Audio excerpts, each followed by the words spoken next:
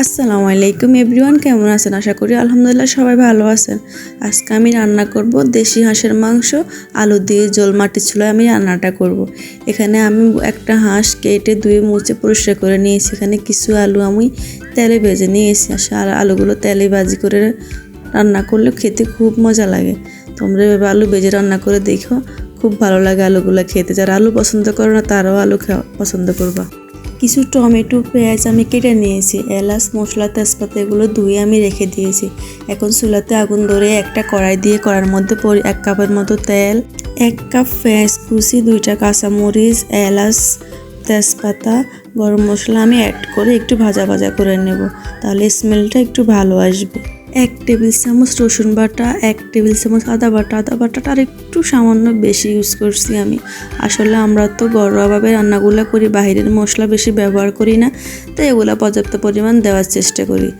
এখানে পরিমাণ মতো 2 চামচ হলুদ, 2 চামচ মরিচের গুঁড়া, জিরা গুঁড়া। জিরা এখানে বাটাটাও অ্যাড করা যাবে, আমি বাটা জিরা খাই না, তাই আমি গুঁড়াটা একটু পরিমাণে বেশি অ্যাড করে দিলাম। একটু পরিমাণ মতো লবণ দিয়ে সামান্য একটু পানি দিয়ে মশলাটা আমি ভালো করে কষিয়ে নেব।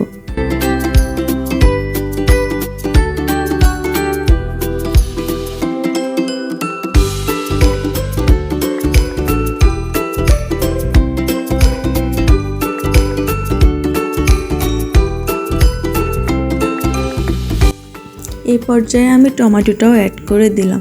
অ্যাড করে দিয়ে মশলাটা একটু ভালো করে কষিয়ে নেব। আসলে মশলা যত ভালো করে কষাবেন তাহলে আর কাঁচা কোনো মশলার স্মেল আসবে না, খেতেও ভালো লাগবে। তাই আমি ওগুলো ভালো করে কষানোর পর আমি এখানে হাঁসগুলো ধুয়ে রাখা হাঁসগুলো দিয়ে দিলাম। হাঁসগুলো দিয়ে এখন আমি ঢাকনা দিয়ে কিছুক্ষণ কষিয়ে নেব। বারবার ঢাকনাটা তুলে আমি নেড়ে ছেড়ে দেবো যেন নিচে না লাগে। মাটির চুলায় রান্না করতেছি তো আগুন ভালোই জ্বলতেছে এক চুলায়, তাই আমি কিছুক্ষণ পর নেড়ে ছেড়ে মাংসগুলো ভালো করে কষিয়ে নেব। মাংসগুলো আমার সুন্দর করে কষানো শেষ। দেখো একদম উপরে তেল বেশি উঠেছে। এখন আমি পরিমাণ মতো একটু পানি দিয়ে দেবো। আসলে মাংসগুলো হাঁসের মাংস তো সিদ্ধ হতে একটু সময় লাগবে, তাই এখানে একটু বেশি করে পানি দিয়ে আমি ঢাকনা দিয়ে মাংসগুলো সিদ্ধ করে নেব। এখন আমি একটা সেকে দেখছি সিদ্ধ হয়েছে কিনা। এখন আমার মাংসটা মোটামুটি সিদ্ধ হয়ে গেছে। এখন আমি আলুগুলো দিয়ে দেবো, কারণ আলুর সাথে মাংসটা আরও একটু সিদ্ধ হবে।